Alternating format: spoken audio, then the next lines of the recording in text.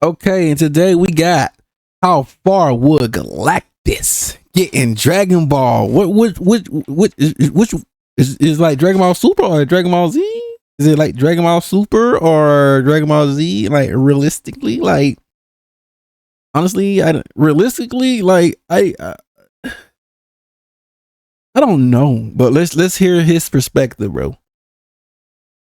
There's been a recent trend online of animations depicting gigantic entities and alien beings appearing out of nowhere and casually eating the moon, the earth, or very similar celestial bodies. Personally, when I see these animations, I can't help but think about probably the first character to embody this concept of the godly planet eater, the insatiably hungry Galactus from Marvel Comics. As Galactus has finally been properly adapted on the big screen with the new Fantastic Four movie, I think it would be a perfect time to talk about the power scaling of the big purple planet eater himself, as Galactus is one of the— I see cause we did one with One Punch Man. Oh, he was only doing the movie one, but in the comic, yeah, that Joker is kind of broken.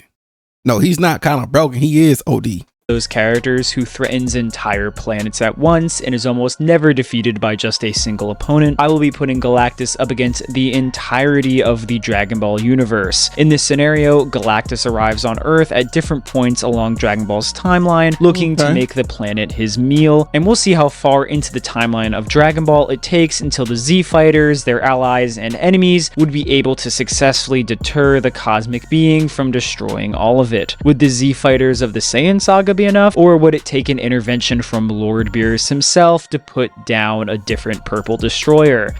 I'm assuming, wait, I don't know which one we doing. Like, is it Dragon Ball? I don't know which Dragon Ball it is though. Is it Super? Far does Galactus realistically get in Dragon Ball? Let's find out. If you like this kind of stuff, make sure to like and subscribe, and let's jump right in. Now, to begin, we'll have Galactus arrive on the planet right at the end of the 23rd Budokai, which is the peak of strength of OG Dragon Ball before it transitions over to Dragon Ball Z. Any earlier point doesn't really matter, as the tier of scaling doesn't really change too drastically throughout the original series, and pretty much everyone who had been strong is still alive. Even King Piccolo, who did die, simply got reincarnated into Piccolo Jr. Going forward, we'll be having the heroes and villains of each arc team up, so it's not just the Z Fighters, but the entire Dragon Ball verse at that point. Still, the hard hitters at this time are obviously just Goku and Piccolo, who kinda substantially gap everyone else in power, with the closest contenders being full power Roshi, Tien, and Kami. In original Dragon Ball, the highest recorded power level is 910, which is Goku's Super Kamehameha, but as we know, his actual resting power would be far lower. Goku against Raditz, using the same technique, only output a Kamehameha that was slightly stronger at 924, meaning that during the 23rd Budokai, their power levels were only slightly lower than that of the Raditz fight, probably in the ballpark of 400 or so,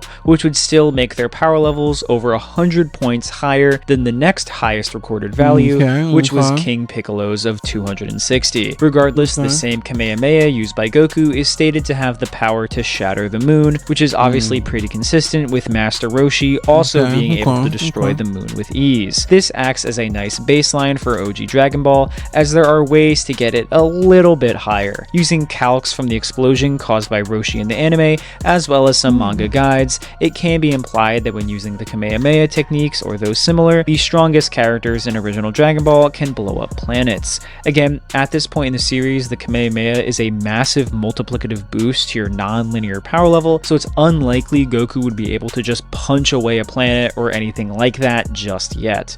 So, how does this stack up against Galactus? Well, if Dragon Ball could win this early on in the story, I wouldn't be making this video. Now, the first misconception about Galactus that people use to massively lowball him is that he sometimes struggles to destroy planets due to the fact that he sometimes uses a machine to harvest them, but this simply isn't true. I think people who are saying that, they trying their best to downplay this guy, bro. Like, bro, this dude eat planets for dinner. Come on, bro. What are we doing? Only are there statements that Galactus casually flexes planet-busting power in his basic suppress attacks all the time, but he has destroyed planets by himself multiple times throughout his comic book history. In fact, Galactus sometimes is portrayed as simply being so much larger than a planet that they get annihilated in the background of his... Yeah, cause I remember like seeing him doing some stuff now, like, oh my god.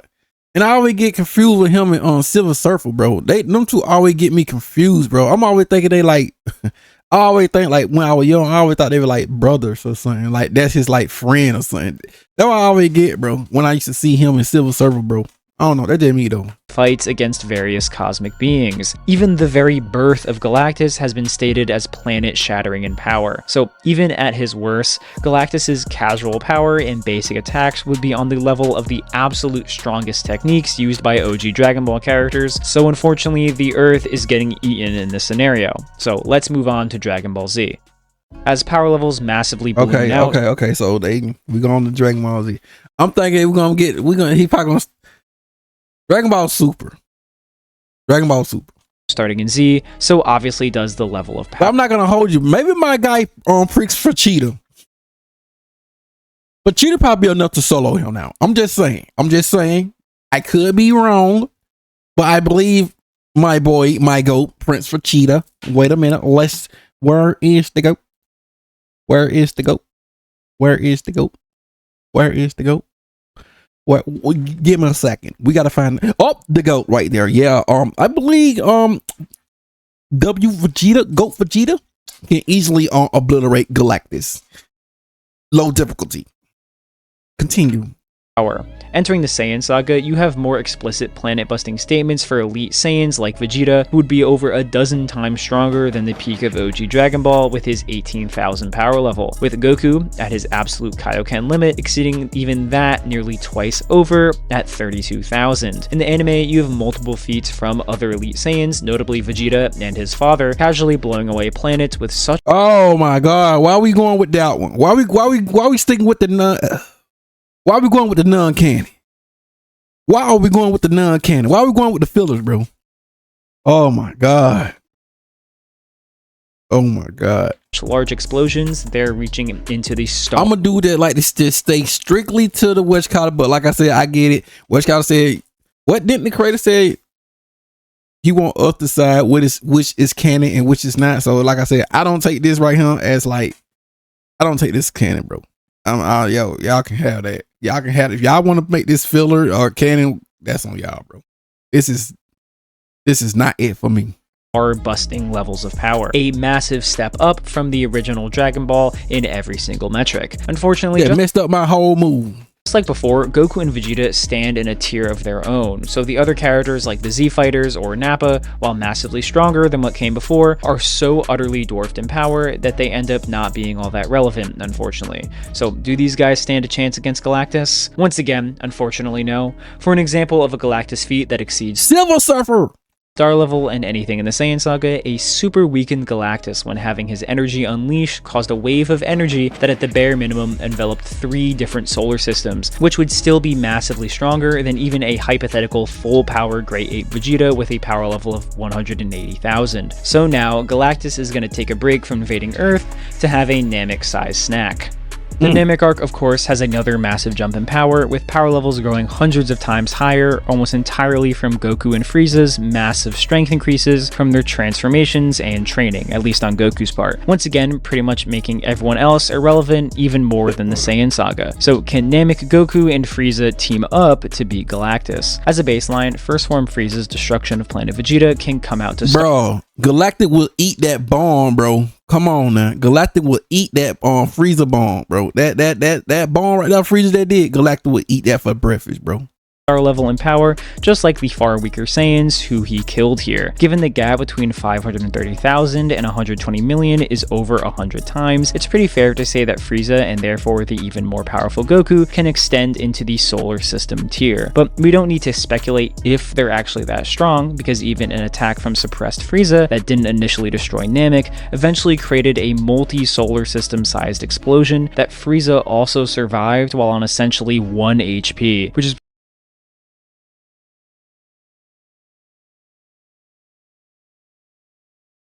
I'm gonna say that. Let's just continue.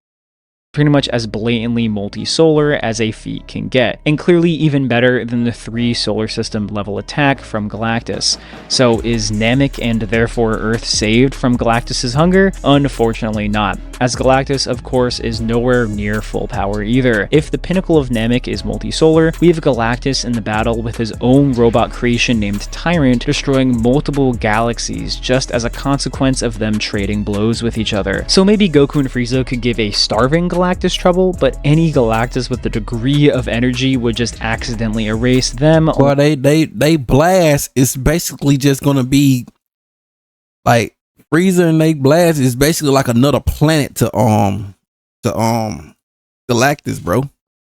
Along with Namek in a single attack. Unfortunately, I don't think there's much of a jump between Namek and Cell Saga for Galactus's casual galaxy-destroying combat to be overtaken by the likes of Super Perfect Cell, Super Saiyan 2 Gohan, or Super Saiyan Goku. Firstly, I need to actually correct an error I made in a previous video when I talked about Cell versus Ultron. In that video, I mentioned a Daizenshuu statement that says the solar system is actually a galactic nebula. When asked about it, the original translator Herms clarified that this is just a description of where it is, not what it is, like saying Los Angeles, California. So no, Cell saying that he can destroy a solar system is not a galaxy level statement in any way, shape, or form. My bad. But let's say you want to take the anime statements from Cell saying he has infinite power as hyper literal and say that he has infinite 3D universe busting strength. That would obviously put peak Cell Saga and pretty much everyone in the Buu Saga at universal and easily strong enough to surpass multi-galaxy. But is it enough for Galactus? Let's put a pause on that and quickly cover the Buu Saga. So if you think Cell or even Frieza is an actual universe buster, then the scaling of Dragon Ball Z doesn't really change after that point, as they remain just universe busters throughout the rest of Z, with characters who are stronger than Cell just being further along into that universal tier without ever getting into multiversal,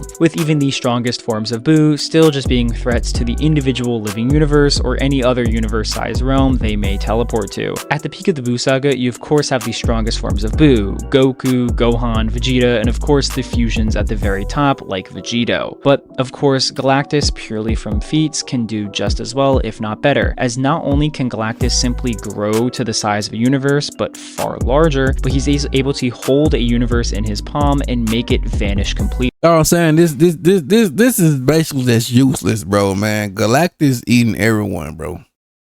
Like, this man can grow size, he can grow his body side, and basically just eat them up while in the planet. This is an easy win for Galactus, so I don't like. Okay.